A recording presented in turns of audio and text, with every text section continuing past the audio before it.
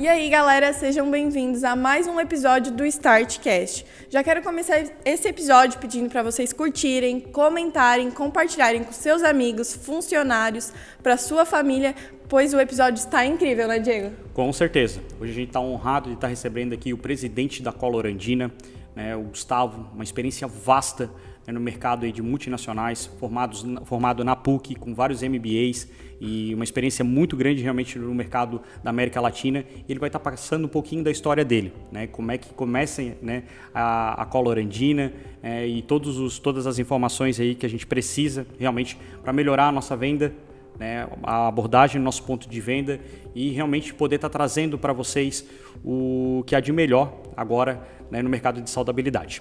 Então, muito prazer. Seja muito Gustavo, bem-vindo. Muito bem-vindo. Fique à vontade para contar aí um pouquinho da sua história e da história da Collor Andina.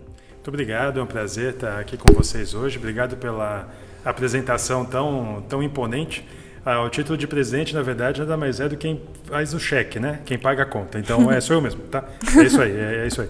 Então, obrigado pela oportunidade. É sempre muito bom estar aqui com vocês na KFG. A gente já tem uma relação aí de muitos anos. A Collor não tem muitos anos, mas quase todos os anos de existência que tem a Collor, já temos nós. Né? Então isso me deixa muito feliz, porque mostra que a gente juntos está funcionando e está fazendo um trabalho muito bacana. Que bom. Perfeito. Espero ser relevante hoje. Com certeza, Gustavo. Com certeza vai ser, né? E falando um pouquinho assim da história, né, da tua vivência dentro da América Latina, né, até pelo teu trabalho, né, que tu passou por várias multinacionais, como é que aconteceu realmente de ter aquele start, de ter ideia, de começar o teu próprio negócio, né, o que tu acabou enxergando para ver essa oportunidade e acreditar nela e ir até o fim? Ao longo dos últimos 25 ou 26 anos, eu fui funcionário de empresas, como a grande maioria das pessoas. Tive uma carreira que eu sou muito feliz por ela, sou muito grato, acho que foi uma carreira muito bacana. Sempre trabalhando em média aí seus 16 horas por dia, então essa parte não me ajudou muito no ponto de vista da saúde, mas foi muito boa como carreira. E aí, justamente, isso era uma coisa que eu já buscava, ou seja, eu falava, puxa, eu trabalho tanto, meu esposo também sempre trabalhou muito, no mesmo modelo, e a gente falava, puxa, a gente tem uma vida que a gente trabalha, que a gente está aí o tempo todo no ar, inclusive final de semana, mas como que a gente consegue ter um equilíbrio entre a saudabilidade, entre uma qualidade de vida e o trabalho? Porque o trabalho você precisa se desenvolver para ter sua satisfação, mas também está por dinheiro, você quer ganhar seu salário, você quer ter um aumento, uma promoção, e isso foi uma coisa sempre muito pendente. A gente sempre falava, como, e ficava só empurrando com a barriga porque você tinha que continuar trabalhando. Ponto, simples assim. Só que o interessante é que a vida às vezes leva para certos caminhos quando você está buscando, né? Não quando, se você fala assim, a sorte ou o azar, na minha opinião, são muito relacionados ao que você busca. O azar talvez seja quando você não busque tanto ou não saiba buscar, e a sorte seja mais ou menos quando você está buscando e sabe como buscar. Não que eu soubesse, talvez a gente tenha cometido erros, mas no final acabou dando certo. Então eu vejo por aí. Eu trabalhava na área de mineração nos últimos 8 anos aqui na América do Sul. Então, eu era responsável por uma companhia de trading que fica na Suíça e tinha que comprar minério. Meu trabalho basicamente era visitar as mineradoras e negociar a compra de minério. Então, é uma coisa bastante particular, que eu não vou entrar em detalhes aqui. O que vale a pena é que isso me obrigou, do Panamá até a Patagônia, viajar o tempo todo. Literalmente, 27, 28 dias do mês eu passava viajando. E isso fez com que eu tivesse que conhecer cada cantinho da América do Sul. Porque, veja, se você trabalha numa KFG, por exemplo, você vai visitar lojas, você vai estar em shopping, você vai estar na distribuidora. Quando você trabalha em mineração, você nunca está na cidade, muito menos na loja, muito menos em um ambiente comercial de um shopping ou supermercado. Você está ao contrário, você está num ambiente extremamente rústico, extremamente assim, agricultura, extremamente terra mesmo, porque você nunca viu uma operação de mineração no meio de uma cidade, não existe. Né? As mineradoras sempre estão em lugares distantes. E isso era o meu dia a dia. Eu chegava num aeroporto, por exemplo, alugava uma caminhonete e ia atrás durante semanas de companhias de mineração naquela região onde eu estava naquele mês buscando negócio. Só que imagina o seguinte, vamos falar aqui de Santa Catarina, que a gente está aqui em Santa Catarina, esse podcast é para o Brasil, né? Perfeito. Ou para o mundo até, mas vamos falar do estado de Santa Catarina. Então você vai para o oeste de Santa Catarina. Quando você tem o caminho entre o litoral e o oeste, você tem a serra, você tem cidades grandes, por exemplo, como Chapecó, só que tem muita cidadezinha pequenininha. Então, era justo nesse modelo de cidadezinha pequenininha, entre dois polos importantes, que é o litoral e o oeste, que eu vivia, porque é onde estão as mineradoras. Então eu chegava para dormir à noite, se a mineradora não tivesse uma hospedagem, eu tinha que buscar uma hostelaria, tinha que buscar qualquer coisa. Não vou nem classificar aqui com o adjetivo correto, porque muitas vezes era a própria caminhonete e saco de dormir. Tá? Perfeito. Mas era isso. E você tinha que buscar esses lugares. E esses lugares são lugares onde você ainda tem as pessoas vivendo de uma maneira muito rústica, ou seja, de uma maneira baseada totalmente na agricultura. E isso fazia com que eu conhecesse esses lugares, essas pessoas. Só que isso para mim era só curiosidade, do tipo, puxa, estou numa comunidade tal hoje, vou dormir aqui e acabou. Mas naquela época eu devia ter feito um perfil de rede social e que não tinha ainda, teria bombado, porque o que tinha de conteúdo, vocês não têm ideia da quantidade de vídeos, fotos que eu tenho guardados e histórias para contar. Só imagino. Muito, porque realmente são lugares que não dá nem para comparar com Santa Catarina, entendeu? É só fazer um paralelo aqui. Então, a comida, por exemplo, você chega numa estalagem como essa, você tem lá uma comida para você comer. Só que não é a comida que o cara foi no supermercado e comprou alguma coisa e fez. Ele fez tudo ali, com os ingredientes que ele tem dali, com a mão de obra que ele tem ali, com ele mesmo cozinhando. E aí você começa a falar, puxa, mas essa comida tem uma coisa diferente. Poxa, mas o que é isso? Poxa, mas esse sabor? Pô, mas isso aqui me deu sono? Pô, mas isso aqui me acordou? Pô, isso aqui curou meu intestino que estava super irritado. O que é isso? E aí você começa a fazer, mas eu fazia de curiosidade. Porque era basicamente a minha convivência do meu cotidiano. Até o dia que caiu a ficha. Eu falei, gente, espera um pouquinho. Se eu estou tendo experiências assim, com alimentos, e quando eu estou nas capitais eu não tenho, então, quando eu estou numa capital, eu vou a um restaurante, poxa, que restaurante gostoso. Só que eu não consigo ter aquela mesma experiência que eu tinha com a comida nesses lugares. Eu falei, poxa, peraí, tem alguma coisa aqui. E assim, a história é muito mais longa, eu vou resumir aqui, mas basicamente a partir disso a gente falou, será que não tem a oportunidade de fazer a ponte entre essas comunidades e as pessoas, e a gente conseguir levar o que eles plantam para as pessoas comerem, para que as pessoas possam comer o que eu estou comendo e ter a experiência que eu estou tendo. E daí nasceu a Cololandina. Basicamente foi dessa ideia, assim, sem querer, mas é uma história muito, muito bacana, muito legal. E foi uma ideia bem inovadora, né? E é muito legal isso, da Cololandina trazer essa saudabilidade, porque normalmente a gente vive na correria do dia a dia ali e a gente acaba comendo o que tem ali na hora, né? E é bom que a Cololandina traga esses produtos que são diferenciais no mercado, né? E conta um pouquinho pra gente, assim, dos produtos da Cololandina. A gente tem a maca, né? A maca peruana, é isso? Isso. A gente tem a maca, a gente tem o achocolatado, que é baixo em açúcar. Pode falar um pouquinho sobre esses produtos pra gente? Claro. Vamos falar, talvez, primeiro da maca, que é sempre um assunto que gera até uma certa polêmica. Você que está assistindo a gente, independentemente da sua idade ou do seu gênero, eu sempre recomendo que você olhe com carinho a maca, porque a maca tem muito mais benefícios do que são conhecidos no mercado. Então, a maca, ela é um tubérculo, ou seja, é um fruto comum da terra, só que ela tem uma particularidade. Ela só se desenvolve na Cordilheira dos Andes, aqui na América do Sul. Então, se for para o Himalaia, não tem maca. Se for para as cordilheiras chinesas, tem, mas já é de semente geneticamente modificada, adaptada à levada desde a América do Sul. Isso foi há 15 anos, uma outra história essa aí. Então, a maca, como tubérculo, ela serve para os povos andinos como parte da sua alimentação. Quando você vai na Cordilheira dos Andes e vai acima de 3.500, 4.000 metros, você não tem cidades, você não tem estruturas supermercados, você tem comunidades, cidades, ou los pueblos, las comunidades que se fala, e esse pessoal vive de maneira artesanal, baseada na agricultura. O que você tem para comer lá? Isso é muito legal. Então, estamos aqui no litoral de Santa Catarina. Você vai aqui no supermercado da esquina, você não dá conta de ver tudo que tem para vender. Lá não. Lá você tem maca, você tem quinoa, amaranto, variedades de milhos, 200 e tantas variedades de batatas e acabou. Não tem mais nada, ou seja, lá não tem carne. Lá você não tem arroz, você não tem tomate, você não tem legumes. Porque nessa realidade de altitude não cresce. É uma questão da natureza. Você, vou plantar lá um pé de alface. Não cresce o pé de alface. Não cresce. Não adianta. Até porque eu já fiz esse teste. Até por diversão e teste. Eu falei, para eu entender isso aqui. Então, a maca, nessa alimentação tão restrita, o que ela é? Ela é a fonte energética deles.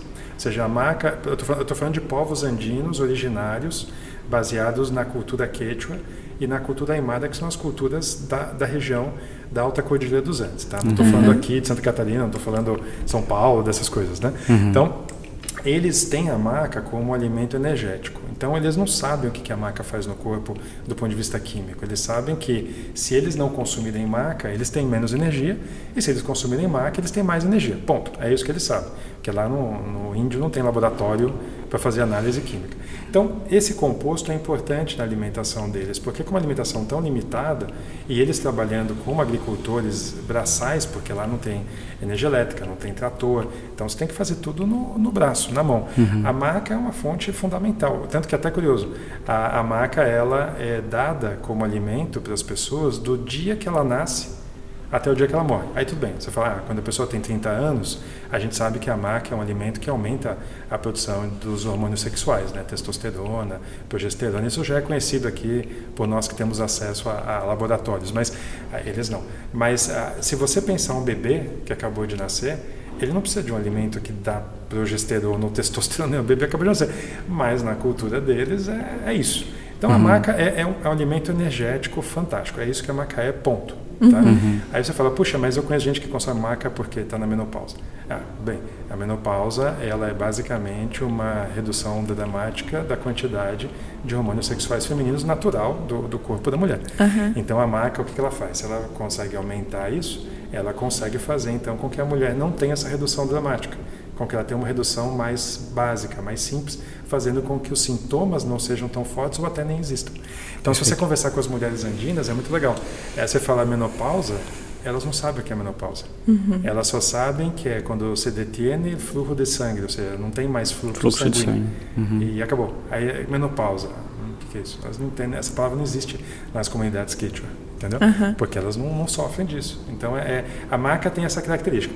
Eu acho que aqui no Brasil, a maca se perdeu um pouquinho, porque há 15 ou 20 anos atrás houve um Globo Repórter, foi até o Pedro Bassan, aquele repórter que acho que hoje está na CNN, não me lembro muito bem, que foi até o Peru e fez ali na fronteira Peru-Bolívia uma matéria muito interessante, mostrando os povos originários, mostrando o que eu estou falando.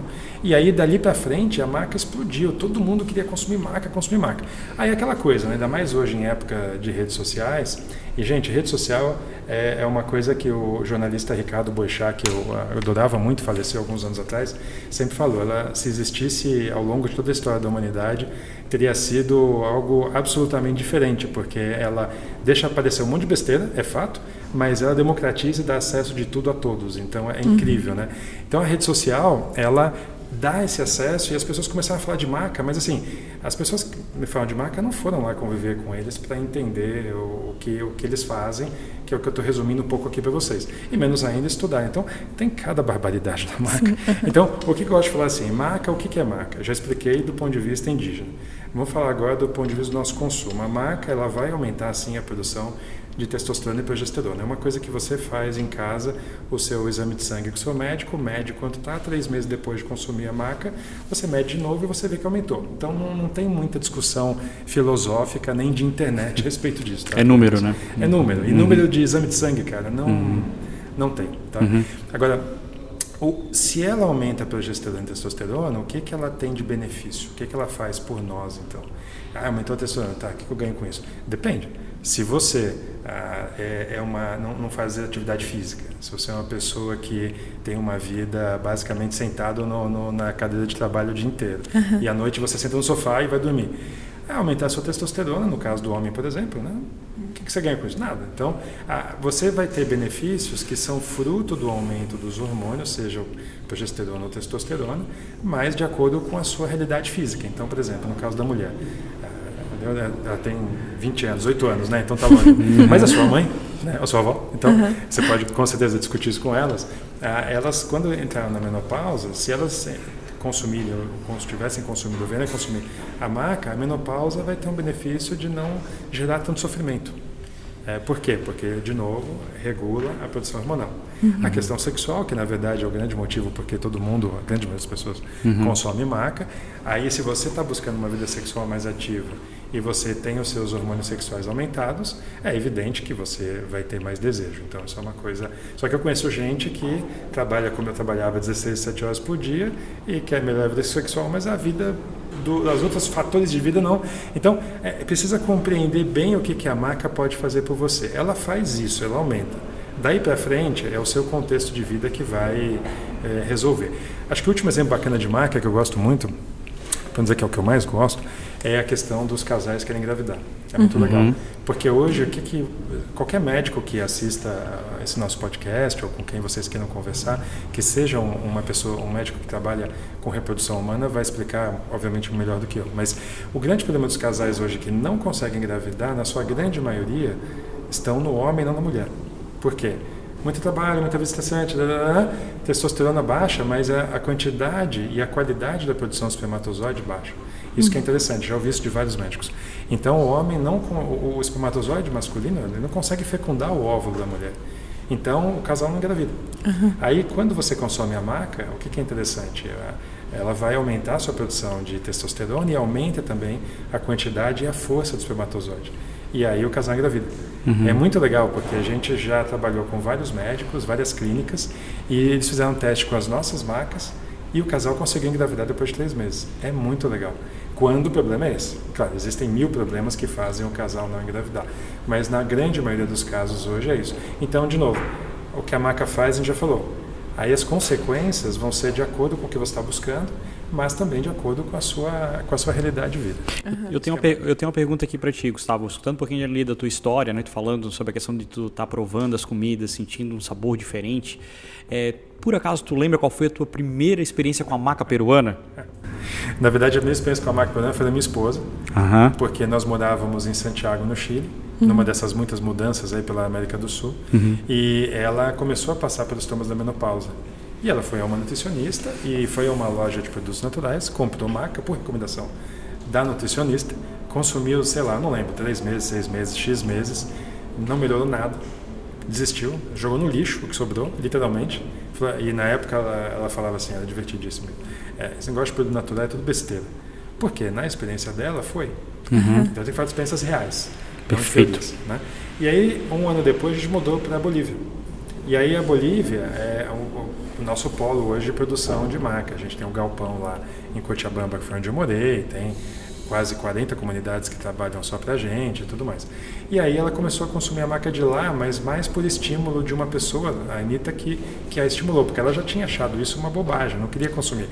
E aquilo deu um boot nela que foi incrível. E foi aí a nossa experiência com a maca, porque ela conseguiu fazer sem querer uma experiência de comprar uma maca de produção extensiva, que já foi alterada geneticamente, ou alterada no seu método de agricultura para dar mais produtividade, para uma maca rústica, de verdade, uma maca original. E a sensação no corpo dela foi absolutamente diferente. É como eu sempre falo, é como se você comesse um arroz frio sem sal ou um risoto fresquinho que acabou de sair da panela quentinho. Foi essa a sensação. Então, daí começou a nossa história com a maca. Perfeito. Especificamente com a maca. Eu lembro muito bem da nossa história, né, Gustavo? Como a gente se conheceu, né, a apresentação da linha da Colorandina para mim, para o Fernando, para o Francisco, né, aquela primeira apresentação. E eu lembro que o que mais me chamou a atenção foi os diferenciais que tu trouxe da maca de acordo com as cores que existiam, né, que era algo que eu nunca tinha escutado de nenhuma outra empresa. E também a questão da degustação da stevia. Foi muito legal, aquilo me marcou, né, de realmente tu colocar a pazinha do produto, não pegar nada do produto e botar aí só a pazinha mesmo, já conseguir adoçar um cafezinho. Então eu queria que tu contasse um pouquinho, né, dessas apresentações que tu fez no começo ali, realmente da linha, né, desse primeiro mix da empresa da Colorandina. Legal. Para você que está assistindo a gente, essa questão das cores da maca é muito importante.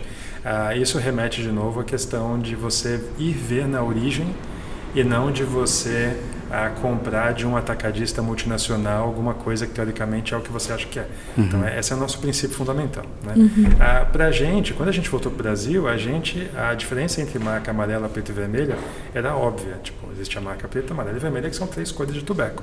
Do jeito que sai do chão, sai cada uma das 3 cores. A natureza dá assim. Quando a gente chegou no Brasil, que a gente voltou para o Brasil depois da Bolívia, assim, mas ninguém aqui sabe de amarela, preta e vermelha. Por quê? E aí a gente começou a perguntar para as pessoas, não, maca é maca. Pô, caramba, tem diferença. Então, olha que legal, você vai na casa de uma família de uma dessas comunidades e você conversa com uma mulher. E você pergunta para ela, puxa, você consome maca? É óbvio. Aí ela fala, claro. Aí ela vai te mostrar que cor, a amarela. Aí o marido dela vai te mostrar a preta. E aí você fala, poxa, mas e a vermelha? Ela fala, não, a vermelha é só para mim, mulher. Só que na época de plantio e colheita, porque a gente sabe hoje, por todas as análises que a gente mandou fazer, que a composição da amarela e da vermelha é praticamente a mesma. Só que a vermelha tem 33% a mais de proteínas. Como esse pessoal trabalha no campo, no braço, literalmente, a mulher percebe a diferença entre a amarela e a vermelha. Obviamente, o índio tem a sabedoria, né, milenar, e faz a migração. Então, o que a gente aprendeu? Mulheres consomem amarela e vermelha, homens consomem preta. Essa é a realidade deles. E aí começamos a falar isso para as pessoas. As pessoas, não sei o quê, Hoje, graças a Deus, quer dizer, tem um exemplo bom e tem um exemplo ruim. Graças a Deus e graças a sei lá quem. A gente já é super reconhecido como uma referência de maca no Brasil. Isso é uma coisa muito boa e as pessoas já entenderam a diferença. E o mais bacana é que a gente faz muito trabalho com médico e nutricionista e eles fazem testes, como eu falei, de laboratório, de sangue, né, exame de sangue, com pacientes. Então o paciente consome amarela, preta, vermelha e aí tira sangue antes e depois e você vê claramente a diferença, como realmente as cores têm a diferença que eu expliquei no começo. Aí tem o lado ruim, que o lado ruim é que um monte de gente começa a copiar e falar de amarela, preta, vermelha e não sabe nem do que está falando. Então o que eu sempre recomendo para você lojista é muito importante para o aspecto de qualidade da marca, da marca, perdão, porque você vai vender uma marca black, por exemplo, para um consumidor seu e ele não vai ter resultado. E aí ele não vai recomprar. Se ele não vai recomprar, você está perdendo a oportunidade. Então, é sempre uma ressalva importante que eu faço. A marca amarela, no nosso site, nosso Instagram, tem foto, vídeo, padrão de cor, tem tudo. Mas a marca amarela, ela é amarela, ou seja, o pó dela é amarelo. A marca vermelha, ela é, do lado da amarela, você percebe que ela é avermelhada. Ele é mais ou menos com a sua camisa, só que mais light. E você vê os pontinhos vermelhos nela. E a maca preta, isso que é mais legal, porque eu vejo maca preta no Brasil inteiro e ela é o contrário do que eu vou falar, ela parece um pó de café, tá? Ela é branca. Então, se você ver no site, o tubérculo, ele é preto por fora, porque ele oxida mais em função da distribuição química do desenvolvimento do tubérculo na terra, só que por dentro ele embranquece. Então, quando você coloca lá da amarela, você vê a amarela amarelinha, como um solzinho, e a preta branca. E o que tem no mercado fora nossa, em 100% do que eu vi até hoje, é uma marca que parece um café tostado, um negócio assim muito estranho.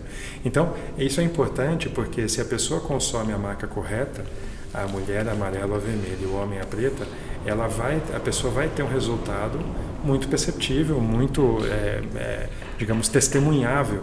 E a pessoa vai se fidelizar. E aí, para você que é lojista, isso que importa. Você precisa de alguém que consuma alguma coisa que a pessoa fala, eu quero mais disso, não fico mais sem isso. Então, é esse o negócio. No caso da Stevia, que você perguntou, o que é interessante? A Stevia, ela é uma folha, né? A grande maioria das pessoas que estão assistindo a gente consegue achar mudinha de Stevia aí em lugares que tem mudas de plantas e tal. E se você pegar a folhinha de Stevia e você morder ou mastigar um pouquinho ou colocar no seu café, aí precisa de umas 2, 3, mas ele vai adoçar. Então a Stevia é uma folha naturalmente doce, assim criou a natureza, tanto que ela não tem nada de nutrientes, vitaminas, ela é só doce mesmo, ela só serve para adoçar. Quando você fala, puxa, mas por que eu pego um pó de Stevia e quando eu consumo aquilo tem um residual, tem um sabor amargo? Eu vou dar alguns exemplos que eu dei agora semana passada num congresso que eu ministrei para um pessoal, já que eu estava, já não lembro mais, gente, Bahia, Minas, não sei, enfim, em algum lugar aí. Aí tinha 100 e poucas nutricionistas. E aí a nutricionista falou assim, não, mas eu já mastiguei, foi em Minas, eu já mastiguei a folha de Stevia e ela deixa o sabor residual. Eu falei, mas o mesmo das gotinhas ou das outras Stevias industrializadas, ela parou, não é o mesmo. Por quê? Porque se você mastigar a folha é folha. A folha é um elemento cheio de coisas, clorofila, tem um sabor particular. O residual que a Stevia deixa, os outros adoçantes também, né? Porque estamos falando aqui de Stevia, né? Ele não é da origem. Então, muito adoçante é feito a partir de maçã, né? É feito a partir de legumes. Aí você come uma abobrinha, onde que tem residual na abobrinha, entendeu? Então, o problema é o caminho entre a folha, a maçã, a abobrinha, até o produto industrializado final. Todos os processos químicos industriais que você utiliza. E aí tem muito essa questão da qualidade dos ingredientes, né? Quando vou dar um exemplo simples, você pega um determinado refrigerante famoso aí, zero, aqui no Brasil, você toma, fica aquele negócio preso na sua boca, você toma na hora do almoço, 6 da tarde ainda está aquele negócio aqui na sua boca, você está sentindo, tem que escovar o dente para ver se aquilo sai. Aí eu estava recentemente nos Estados Unidos, aí eu peguei o equivalente de lá e não deixou residual nenhum. Não porque usou necessariamente alguma coisa natural, mas também tem essa coisa. Dentro da linha industrial, tem padrão A, B e C. Então você tem as variações. Ou eu tenho por ingrediente. Então o que eu sempre falo no caso de adoçante? Como a grande maioria é industrializada e vai usar produtos químicos e tudo, como é normal, tá? Não existe nada químicos em tudo que a gente consome tem, tá? Então não é nenhuma novidade isso, mas a questão é optar pelo mais natural possível. Então assim, tem a nossa stevia realmente é a única do Brasil, do mundo eu não vou dizer, mas é a única do Brasil que não deixa sabor residual, porque ela é a própria folha, é só a folha, não tem químicos no processo, a distribuição dela de doce é feita em base à água, então isso resolve o problema. Mas se você esquecer da nossa stevia, você pode adoçar muitas coisas com avaliações de mel, com produtos de pó de maçã, uma série de coisas são naturais. Então é sempre caminhar mais para o natural, realmente a original, o chão, né? A agricultura, e tentar fugir ao máximo possível dos produtos ultra convenientes, mas não necessariamente adequados para a nossa saúde. Né? E para fechar um pouquinho o assunto sobre maca peruana, né, para a gente poder falar um pouquinho mais do restante do mix. Quais que são os desafios hoje da maca peruana no Brasil? Né? O que vem acontecendo, algumas mudanças, né, Gustavo? Acho que é importante deixar isso bem claro para o público. Né? Legal. A maca, aliás, uma curiosidade, tá? A maca peruana é uma coisa que só existe no Brasil. Quando você vai para os Estados Unidos, para a Europa, até para a Ásia, é maca root, né? É o tubérculo, raiz. Não, maca peruana é só no Brasil. Até porque a maca, ela na sua região de origem, ela é peruana, boliviana, colombiana. A maca é da Cordilheira dos Andes, né? Não tem fronteira. É assim, eu acho que a Anvisa é um organismo extremamente sério. Eu acho, a gente muitas vezes assim, mas aquela regulação, não sei o quê. Cara, honestamente, eu vou dar um exemplo dos Estados Unidos, tá? Que a gente, o brasileiro adora os Estados Unidos, né? É Miami, não sei o quê, vive Estados Unidos. Exemplo dos Estados Unidos. Eu morei nos Estados Unidos, eu vou sempre lá, então eu conheço bem. Cara, você lança um produto, funciona assim, você lança. E ninguém olha para você. Você faz o registro no FDA e tal, mas não tem amostra, não tem nada. Se aquilo der pau, aí você vai ser processado, preso, você vai cadeia perpétua, sei lá, um monte de coisa pode acontecer.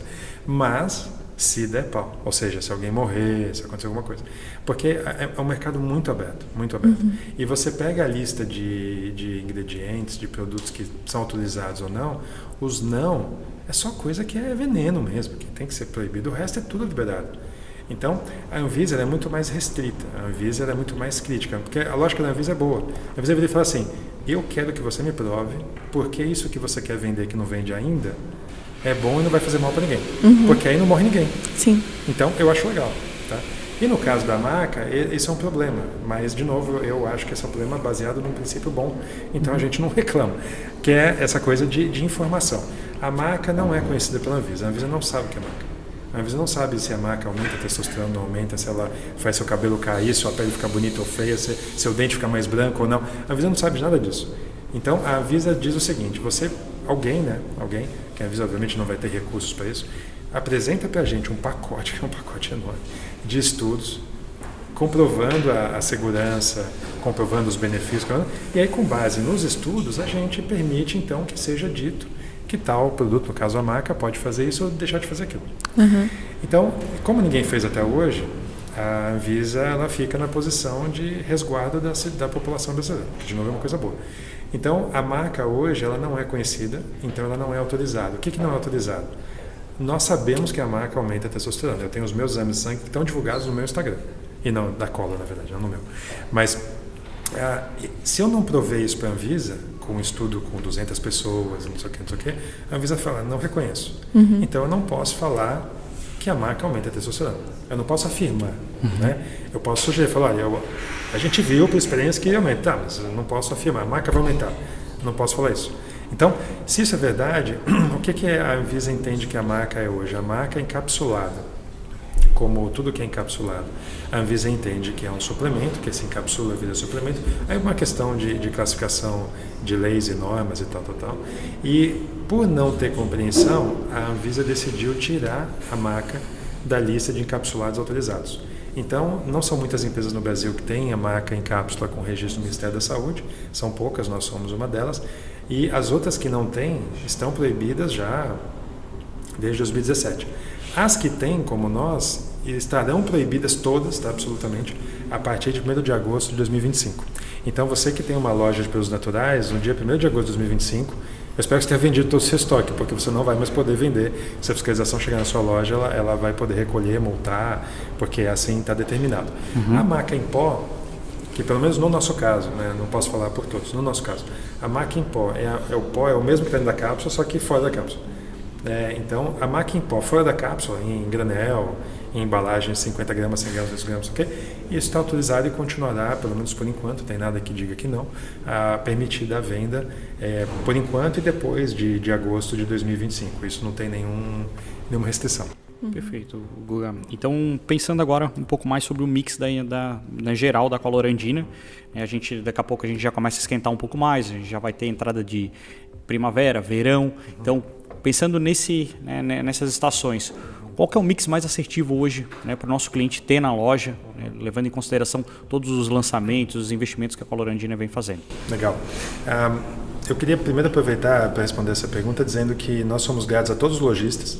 Hoje, fora o que a KFG e muitas outras distribuidoras cobrem no Brasil, só o que eu tenho na minha base, a gente tem mais de 3 mil lojas ativas. Então, é realmente um número muito significativo, ao qual nós somos gratos a vocês, porque são vocês que fazem a Colorandina. A Colorandina é uma empresa que tem uma característica totalmente dependente das lojas. A gente não pode virar e falar assim, mas eu tenho um produto que é igual ao outro. Se o meu produto não é igual ao outro, eu preciso mostrar isso. E a gente tem investido muito nos últimos 1 ano e meio em redes sociais, montamos uma equipe para isso, estamos fazendo, mas a gente depende completamente da loja. Por quê?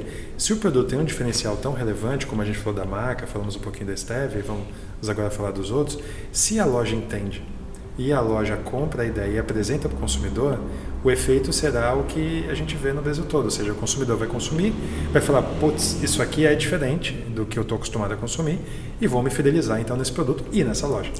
Né? Então, a gente sempre pede reforçar isso com os lojistas, né?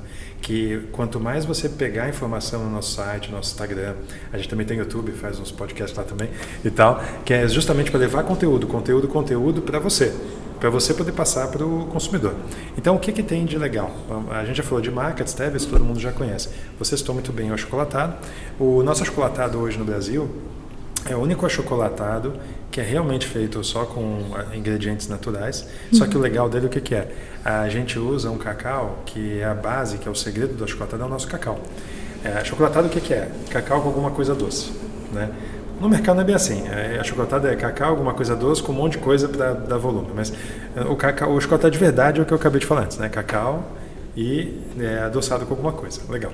O nosso cacau, que a gente traz de diferentes fontes, Brasil, Bolívia, Peru, Colômbia, porque não é fácil juntar volume desse cacau, ainda mais com essa crise de mercado, adoçado com a nossa Stevia. Então você consegue ter um achocolatado gostoso, só que sem nenhum poliol, sem nenhum tipo de açúcar ali mascarado. Às vezes você pega achocolatado, que o primeiro ingrediente é maltodextrina. Então, é achocolatado, mas cacau, né? Então, esse é um produto legal. Esse é um produto que quando o lojista apresenta para o consumidor, eu sempre peço, só mostra a lista de ingredientes. E aí o consumidor vai falar, puxa, mas é cacau com Stevia? Isso já é suficiente. Quando o consumidor vai para casa e consumir, resolveu. Aí o outro produto que é o cacau, que é a base do achocolatado. Isso é muito curioso. Eu estava na Bahia semana passada e a Bahia é um epicentro produtor de cacau, né? Quantidade de cacau, fazendas, e tem muita comunidade também. A gente não conseguiu ainda desenvolver nenhuma lá, mas lá tem bastante, né? Em Alagoas também. Então, o que é cacau selvagem? Que é o que a gente vende. Isso é muito curioso. Nas palestras para nutricionistas, eu sempre falo, gente, qual é o melhor cacau que existe? Todo mundo, o alcalino. Beleza. Aí eu falo, olha, todo mundo pode fazer uma coisa simples aí. Instala aí, inteligência artificial, Gemini, Google, aplicativo, no celular e pergunta qual é o melhor cacau. E depois que vê a resposta alcalino, você pergunta o que é cacau alcalino. E quando você lê, você vai ficar um pouco mais preocupado. Porque o cacau, o alcalino não é ruim, não é esse o ponto. A questão é que o alcalino ele é um produto específico, ou seja, é um produto com menos amargo, é um produto mais solúvel, é um produto mais claro, que ajuda você a fazer bolos, biscoitos, doces, se você for uma confeiteira. Então, o alcalino é um produto fantástico. Só que para ser alcalino, ele precisa ter duas coisas, que é aí que está o problema em termos de nutrição, de qualidade e de sabor também. Você precisa tirar a manteiga de cacau, que é a essência mais importante da amêndoa do cacau, é a manteiga. que dá sabor, que dá textura, que dá cremosidade, que dá muitos dos nutrientes, né, e gordura boa. E você precisa alcalinizar, que é um banho químico com cloreto de potássio. O pessoal da inteligência artificial é legal para você ver isso. Então, o cacau, o que eu sempre recomendo? Se você é confeiteira, legal, é isso aí. Mas se você quer cacau para fazer alguma coisa para sua família, compra o Nibs. Se não quiser comprar o nosso cacau selvagem. Para você comprar o cacau nativo, ou seja, o cacau cru, do jeito que a amêndoa dele foi cultivada em algum lugar por aí. Então, o cacau é um produto legal. O nosso, como vem de diferentes regiões, a gente tem muitas vezes pequenas variações da quantidade de manteiga, é bem legal, porque ele fica às vezes um pouquinho mais cremoso até, mas o ponto é, o cacau selvagem é um produto que a gente tem, que qualquer pessoa pode ter acesso, não é nada muito complicado, e eu só recomendo fazer essa análise para entender o produto e saber qual que é o que te cabe melhor. Não você é lojista, mas o seu cliente, né? E essa é a linha de chocolatado. A gente está agora com azeite de oliva, que nós lançamos no ano passado. Azeite de oliva é um tema polêmico, né? Azeite de oliva, meu Deus, que triplicou o preço, que não sei o quê. Eu até vi uma marca famosa no supermercado esses dias, que a vida toda foi 500 ml e virou 400, aquele velho truque, né? Mas o que eu acho? O nosso projeto de azeite de oliva, ele começou em 2020, bem na pandemia. Então a gente estava trabalhando, inclusive na Europa, não só aqui na América do Sul, buscando produção artesanal rústica de azeite de oliva, que não tem. Então, uma longa história, a gente conseguiu uma família no Uruguai, que fica em Salto, que é cerca ali, perto da fronteira uruguaiana, né? E eu já estive lá naquela região algumas vezes, com o pessoal da KFG. E ali eles estão numa região que é um desertão mesmo, é uma área muito seca. E eles têm 5 gerações já de família produzindo azeite de oliva. Então nós fechamos um acordo com eles e estamos trazendo a produção toda deles para o Brasil. O que é importante para você, lojista? O nosso produto é muito bom. Eu sou suspeitaço, né? Eu sou a pior pessoa para falar, mas ele é muito bom. Mas eu vou te fazer uma sugestão até para o seu consumo doméstico. Tá?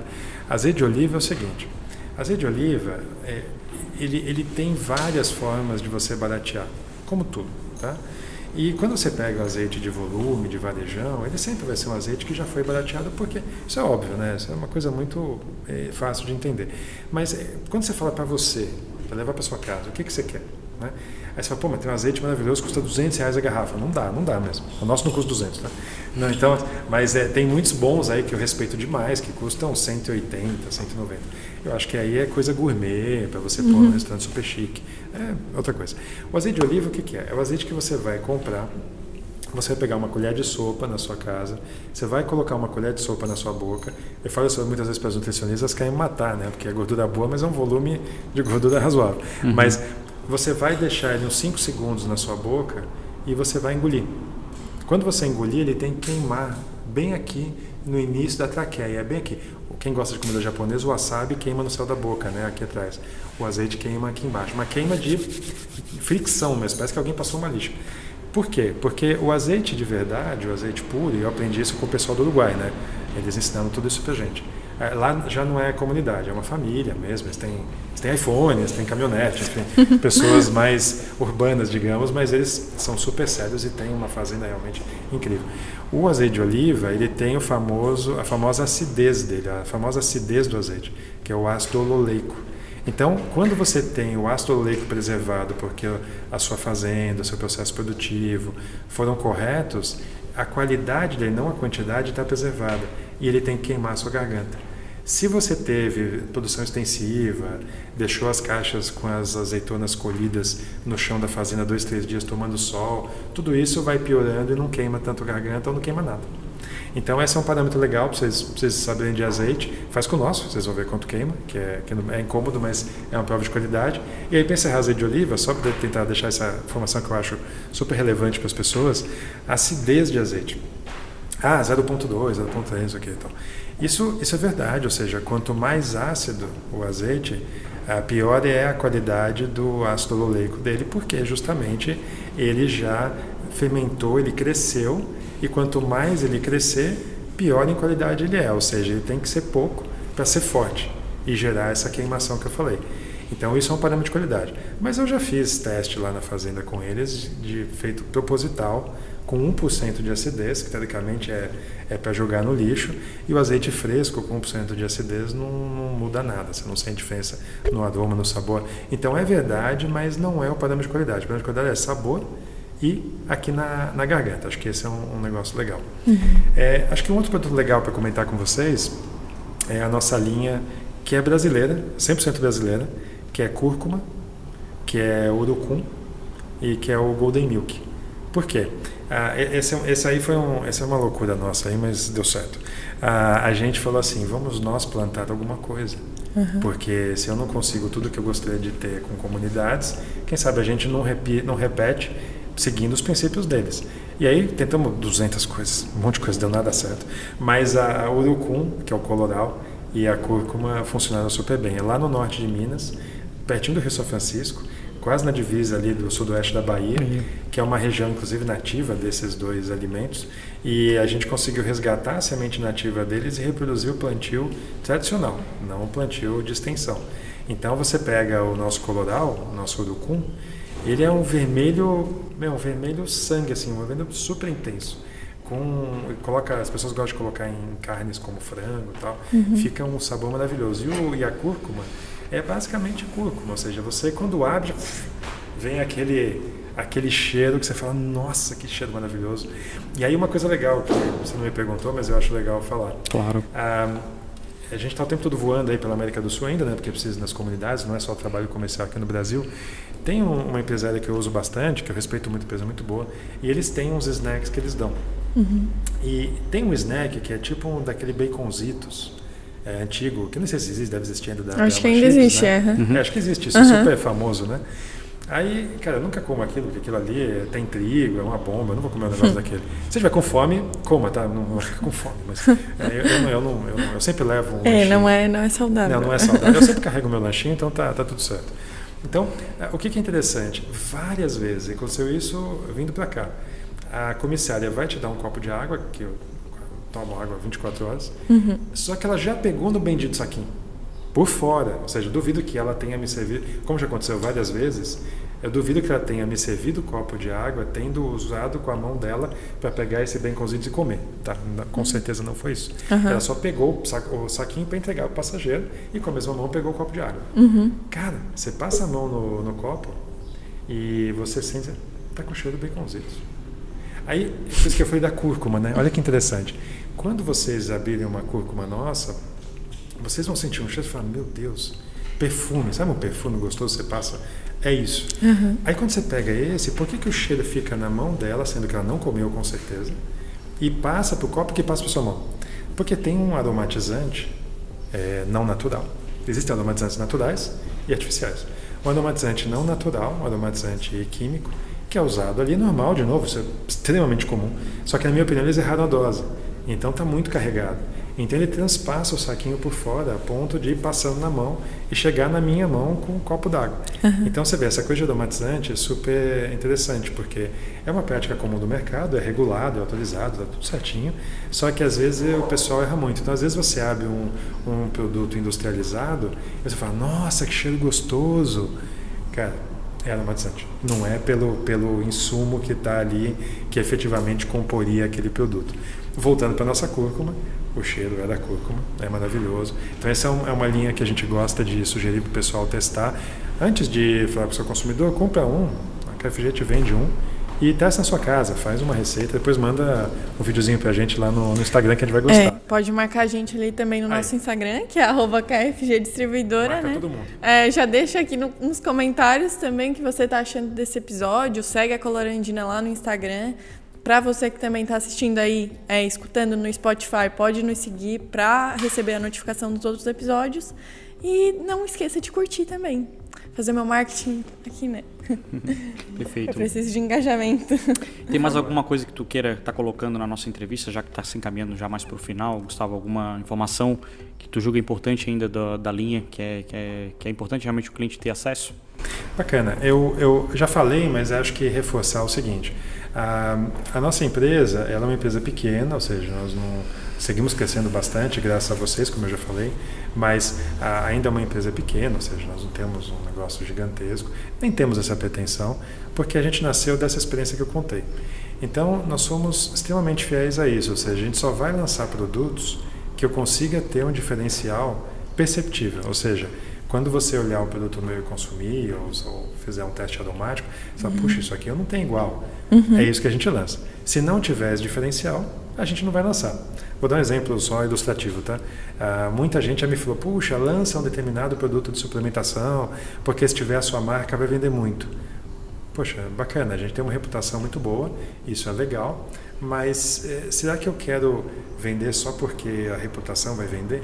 Então, a gente não faz isso. A gente só faz o que eu falei, a gente só vende. Então, aí o que é importante? Tanto a KFG, que já faz super bem, a gente também é muito grato à equipe toda, mas principalmente a vocês, lojistas, é testar o produto. E testar o produto é tudo, tá? É a cúrcuma, é o urucum, é a chocotada, é o cacau, é a stevia, é a maca, é o azeite, tudo. E testar, o que eu sempre falo, existe um teste que você não tem como fraudar, que é o teste cego. Então, desde que ela falou da chocolatada, eu vou voltar na chocolatada. Eu sou fã da chocolatada. A minha cara de chocolate, né? Graças a Deus que o nosso chocolate me salvou de comprar aquelas porcarias que eu comprava antes, né? Mas tudo bem. Então, o que você faz? Você faz um bolo na sua casa, esquece o seu cliente. E você usa o nosso chocolatado. Ou se você gosta de usar cacau, usa o nosso cacau. E aí você faz outro bolo com o produto que você achar que é o melhor fora do nosso que é no mercado. Aí você chama alguém e corta 2 pedaços, mas você sabe qual é qual. E dá para essa pessoa e fala assim, qual você gostou mais? E você pode fazer o contrário também, pedir para alguém cortar 2 pedaços, sem você ver se é 1 ou 2, e você provar e fazer o meu exercício. Porque o bacana da cola é isso, a gente consegue fazer no teste cego a diferença se percebe aí. Então, se você puder fazer isso, vai ser muito bom para a gente, para a KFG, para você e para o consumidor, que no final todo o nosso trabalho é para isso, né? Perfeito, Gustavo. Então, como última pergunta, tá?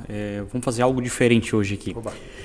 Gustavo, eu queria saber assim, um ensinamento que tu teve com relação aos povos originais, né, que te marcou e que tu gostaria de estar trazendo para o público, né, já que tem muito a ver com a história realmente da cola orandina. Legal. Bom, tem vários. Deixa eu escolher um, para não ficar mais 1h30 aqui. Eu sou nascido em São Paulo, né, criado em empresas, viajando, morando fora do caramba. Tá, a minha vida é uma vida muito quadradinha, né, de cidade, de capitalismo, de trabalho, né. Então eu sempre fui criado assim. Meus pais também, meus avós, meus tios, todo mundo foi executivo de empresa. Então eu fui criado nesse modelo. Que legal. Essa é a minha formação. Beleza. Então o que é a minha né? Minha forma de pensar? Produzir, trabalhar, ganhar dinheiro, fazer corretamente, isso aí tudo bem, mas produzir, trabalhar, gerar. Quando você trabalha com essas comunidades, eles não têm essa mentalidade. Né? Eles não têm. A gente paga para eles valores que a gente paga no plantio, não na entrega da colheita, que é o preço de feira, que é o preço que eles venderiam nas cidades, não o preço de atacado. Então esses caras ganham uma grana que eles não gastam, eles não têm como gastar, eles não têm Netflix para assinar e não tem iPhone para trocar. Então eles têm muito dinheiro. Agora, mesmo tendo dinheiro, eles preservam a cultura deles, porque tem dinheiro, vou comprar uma caminhonete. Não compra caminhonete. Então, eu acho que assim, tem várias coisas que explicam isso. É uma discussão sociológica, antropológica, filosófica e gigantesca, daria um podcast inteiro. A gente pode fazer um dia se vocês quiserem. Mas eu acho que tem uma que é a mais legal, na minha opinião. Todo mundo já ouviu falar da Pachamama, porque fala do Peru, do Machu Picchu, não sei o quê. Mas é um conceito muito mais profundo, na verdade. Essas comunidades Quechua e Aymara, elas quando falam de Pachamama, que é a Mãe Terra, a Mãe Terra que nos dá a comida que a gente come, né, o céu que dá a chuva, não sei o quê. Não é isso Pachamama. Pachamama chama reciprocidade. Então, o que é reciprocidade? Um exemplo simples. Eu chego na sua casa, você mora lá na comunidade. E aí, sei lá, faz tempo que eu não te vejo, eu vou levar um presente para você. Eu faço isso com uma certa frequência. Eles, em Quechua e Aymara, não tem graças, não tem obrigado. Eles não falam obrigado. Não existe a palavra obrigado no dicionário, digamos, deles. Por quê? Porque se eu te dou um presente, você não fala obrigado, me dá um beijinho e é isso aí. Você me retribui. Então, o conceito de reciprocidade, porque tudo tem que ser retribuído. O presente, o carinho, até a violência, né? Se você é violento, eles sabem ser violentos também, tá? A terra, a natureza, o sol, o plantio. Por isso que eles são muito ligados a essa coisa do respeito ao modelo de agricultura ancestral, porque eles entendem que a terra, ela precisa ter reciprocidade, porque se eles não tratarem ela como ela deve ser tratada, ou seja, plantar na época certa, colher na época certa, respeitar os ciclos de rotação dos terrenos, uma série de coisas. A terra não vai dar para eles o que eles precisam, que é a comida. Então eles mantêm aquilo. Tem até um aspecto de medo, por isso que tem uma filosofia, sabe? Mas é bonito, o conceito de reciprocidade. Então acho que o conceito mais legal para compartilhar com vocês hoje é isso. A gente que vive na cidade, né, no mundo capitalista, reciprocidade é um negócio meio, mas com meu filho tem. Não, tudo bem, com o nosso filho a gente tem. Mas é para todos, né? Então acho que é pensar nisso. Tudo que a gente faz é uma via de duas mãos e que precisa ser cuidada, porque se você fez, vai voltar. Aí a pergunta é o que você está fazendo e o que está voltando. Né? E levar isso nesse nível que eles têm, que eu acho muito bacana, muito legal. Perfeito, Gustavo. A gente quer agradecer, realmente, mais uma vez a gente se sente muito honrado, né? Eu acho que é o mínimo que a gente tem que fazer aqui, é um obrigado realmente por todo esse conhecimento que tu trouxe pra gente aqui hoje. Né? Muitas das coisas eu tenho certeza que o pessoal não esperava escutar, né? E então isso, né, é de um crescimento e realmente assim de estar agregando, né, a tua fala, a tua história para todas as pessoas entenderem um pouquinho mais dos povos que a gente tem aqui do nosso lado, que muitas vezes a gente não conhece, né? Sai para viajar, como mesmo tu falou, ir para um país como os Estados Unidos, para a Europa, e a gente tem tanto para aprender realmente, né, com quem deu origem ao nosso continente.